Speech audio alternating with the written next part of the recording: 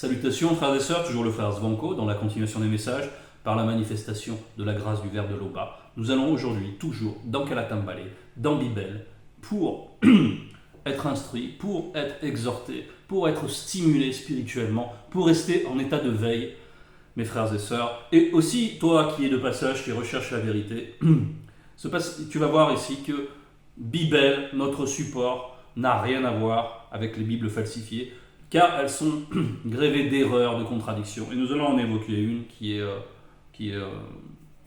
très simple, très manifeste, très incontestable aussi, pour celui qui a un minimum de logique, qui recherche vraiment au moins la logique des choses, qui n'a pas perdu toute intelligence en écoutant de manière, on va dire, obséquieuse, de manière dogmatique, des récits religieux, des récits...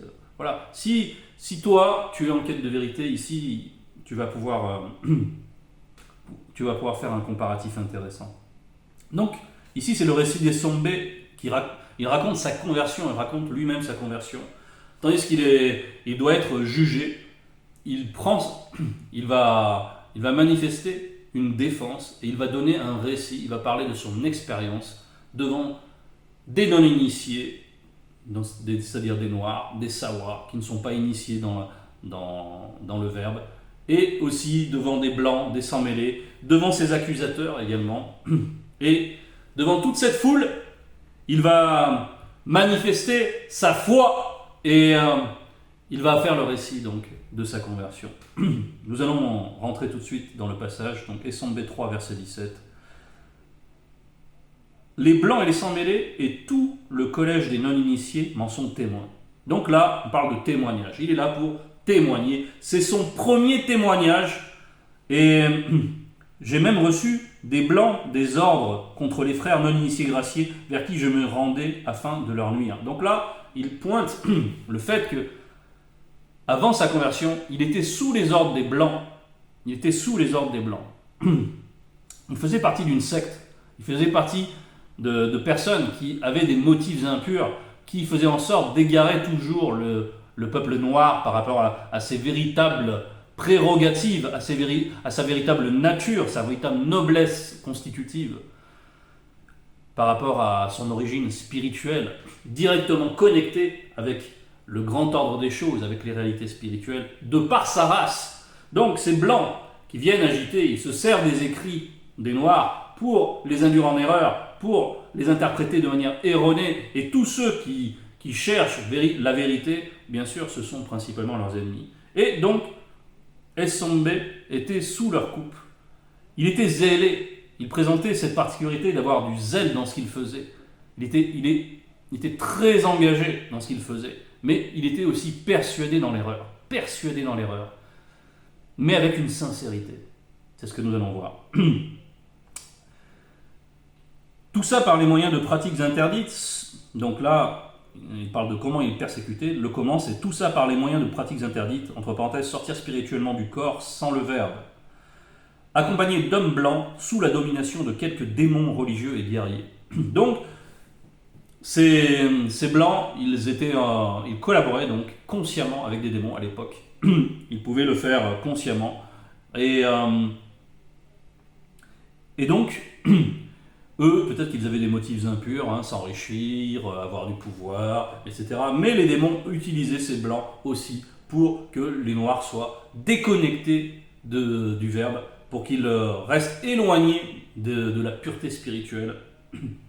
Et ils étaient là pour continuer à enténébrer l'esprit des non-initiés.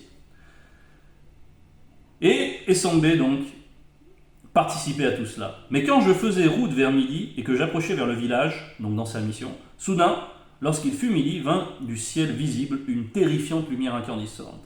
Là, en plein midi, ça va représenter une heure de jugement, un temps d'arrêt, un basculement. C'est le moment où la lumière va ensuite décliner. C'est le moment où la lumière et la chaleur est la plus vive. Et puis ensuite, ça décline. Voilà, donc c'est un moment de transition. Et il est stoppé net par ce jugement. Et il tombe. il tombe de ses convictions en même temps. C'est-à-dire il tombe astralement, hein, il est sorti de son corps, je vous le rappelle. Et, soit dit en passant, tous ceux qui aujourd'hui prétendent faire des sorties astrales, des projections astrales, etc., et qui ne distinguent même pas les deux, qui sont dans l'ignorance, ils sont en proie à des délires. Ils sont aussi sous la coupe de démons religieux qui les inspirent dans leur imaginaire corrompu. Ils sont là, ils racontent, ils fabulent. Ça intéresse les foules, les gens y croient parce que chacun raconte. Et tout ça, ce sont des fabulations. Mais ces gens-là sont persuadés qu'ils voient des choses dans leur méditation, qu'ils peuvent sortir de leur corps. C'est faux. Aujourd'hui, personne ne peut sortir de son corps sans le Verbe. Cette porte-là a été fermée. Bref, c'est donc...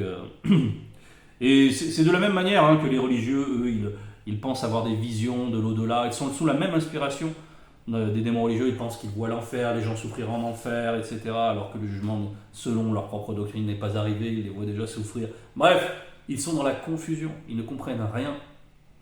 Ils sont en proie à des délires.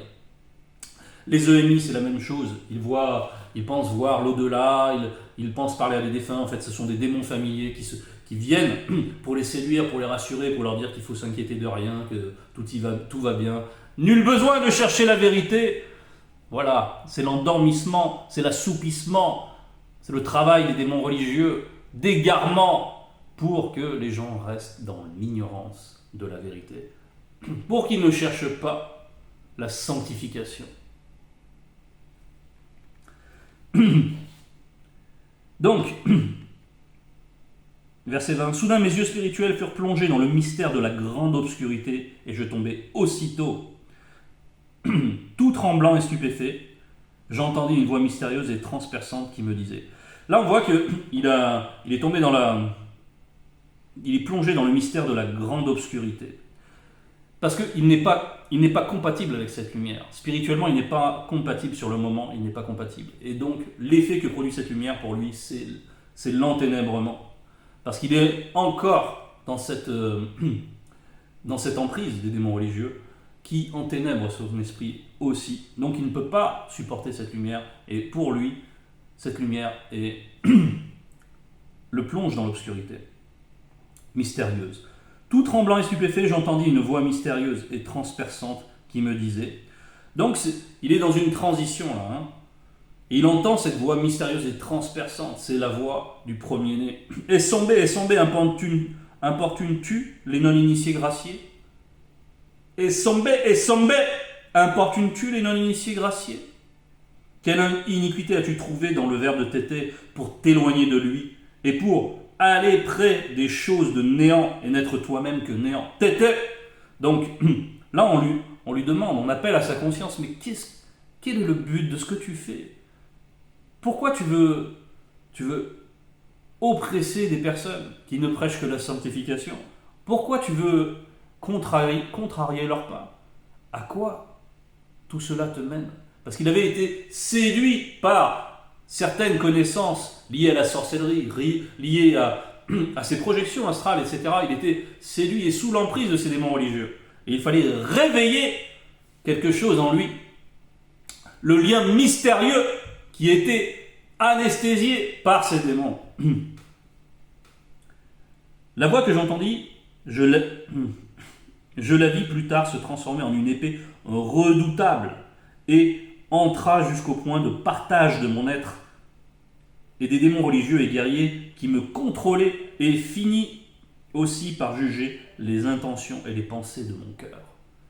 Voilà ce qui s'est passé. Donc, on va prendre SMB 54-18 pour comprendre ce qui est en train de se passer. Là, on parle du Verbe. Il est en lui-même puissance illimitée, plus puissant que toute énergie cosmique, pénétrant jusqu'à atteindre là où se séparent l'âme et l'esprit, jointure et moelle. Il juge les sentiments et les pensées les plus profondes du cœur. Et c'est exactement ce qui est en train de se passer pour SMB. Dans ce jugement, tout est séparé, tout est limpide, tout est à sa place, tout revient à sa place, tout est identifié. Et je perdis la vue. Pour lui, ça va représenter le fait de perdre la vue. Mais il a été sondé, il a été pesé. Mon esprit sut que cette voix était la voix libératrice. Et je dis, Wendenja, qui es-tu? Et la voix répondit, Nendemutudu, je suis l'aîné et l'un des bergers des non-initiés graciés que tu importunes, répondit la voix. Et l'un des bergers des non-initiés graciés que tu importunes. Le mot Tudu, c'est le premier-né de la création. C'est Joki Sabe qui a été en mission dans le visible. C'est donc Joki Sabe. Joki Sabe fait un avec le verbe. Et quand il s'exprime, c'est cette voix perçante, transperçante. C'est le verbe qui sonde. Et tout est nu devant le verbe. Rien n'est caché. Tout est absolument nu. Tout a été créé par le verbe. Comment quelque chose pourrait échapper au verbe? C'est la logique. Bon, on a évoqué aussi une chose, c'est la lumière. On va faire cette parenthèse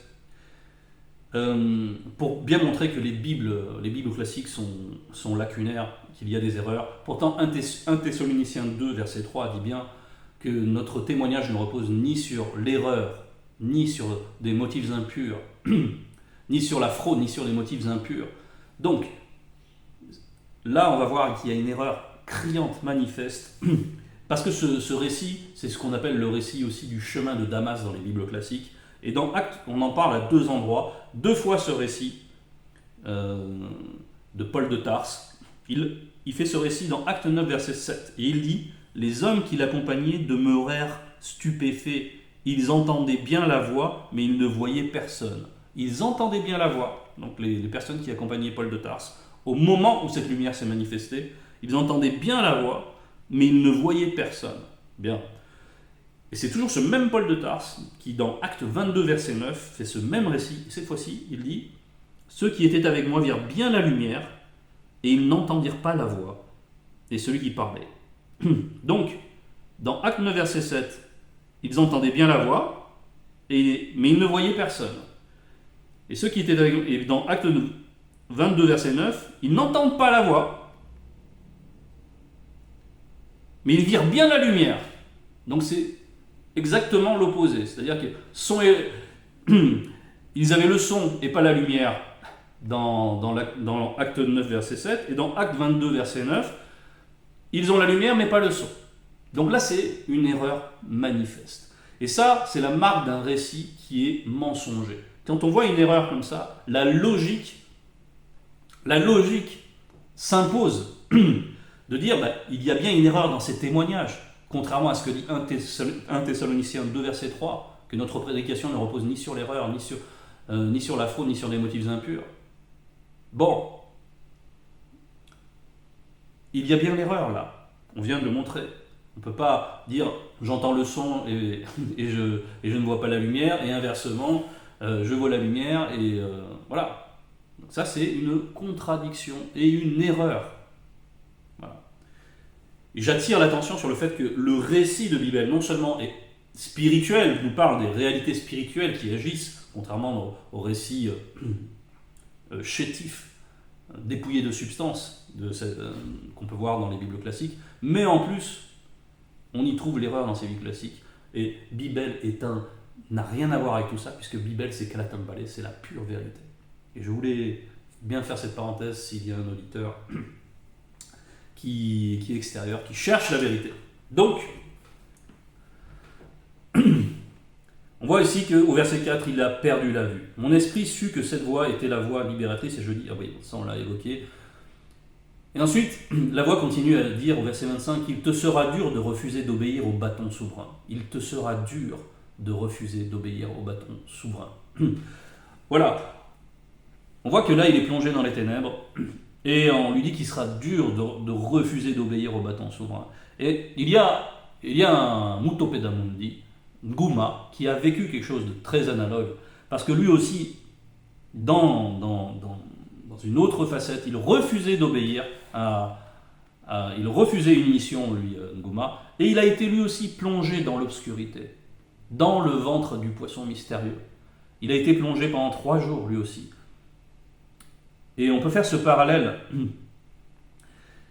Mais ce qui s'est passé pendant ces 3 jours, c'est que il y a eu une transformation. La parole libératrice a travaillé dans l'obscurité, 3 jours pour chacun des êtres. et a fait changer l'état de conscience. Gouma lui aussi s'est humilié. Il s'est rappelé de la puissance à laquelle il ne peut échapper. Et il s'est humilié devant cette puissance et il a accepté ensuite de faire sa mission. Là, il a été frappé. Et l'orgueil dans lequel était piégé Esombe a été détruit, a été dissous. Et on voit ici qu'après il va s'humilier. Alors je dis, que dois-je faire maintenant, Moutoudou? Il reconnaît cette puissance. Il reconnaît que cette manifestation qu'il est en train de vivre, qu'il est en train d'expérimenter, n'a rien à voir avec l'initiation des Blancs. Là, il sait intimement, dans cette intimité, dans cette obscurité, il sait intimement qui lui parle. C'est le premier-né de la création. Et la voix me répondit, relève-toi, retourne dans ton corps physique et va jusqu'au village. Et là, un initié te dira tout ce qu'il t'est prescrit de faire. Donc là, il est prêt à obéir. Esombe.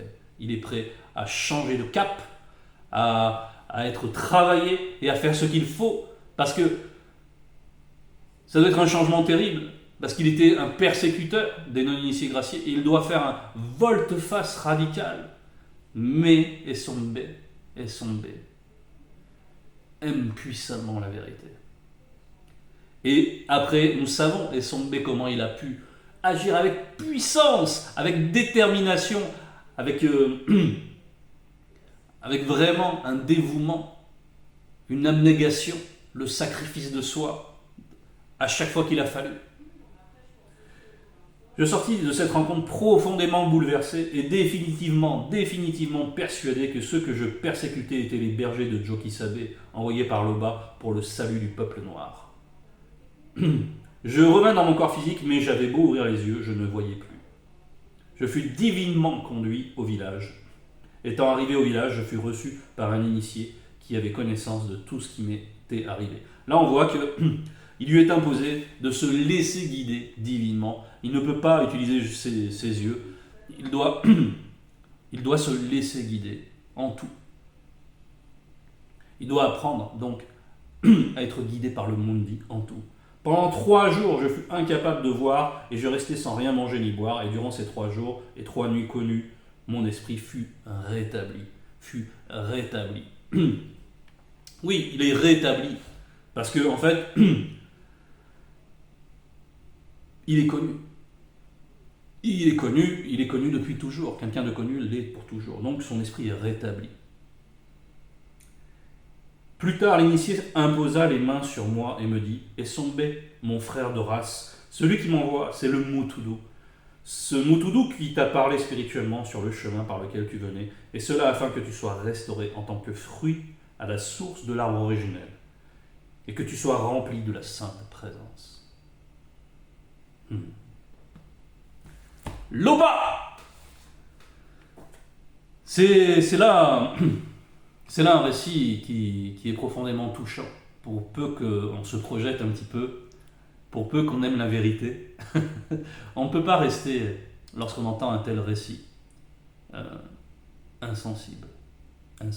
Ceux qui restent insensibles à présentement, ce sont ceux qui aiment le mensonge. Ce sont ceux qui ne veulent pas entendre parler de vérité, qui veulent plutôt, qui sont attachés à des choses de vanité, à la considération des hommes, la gloire des hommes, de leurs proches éventuellement, ça en fait partie, qui sont attachés à être reconnus dans leur paroisse, à tout un tas de choses qui ne servent à rien, qui veulent entendre des choses agréables, et voilà.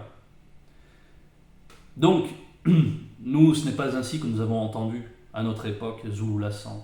Nous l'avons entendu, et Zulu Lassan a réveillé en nous quelque chose.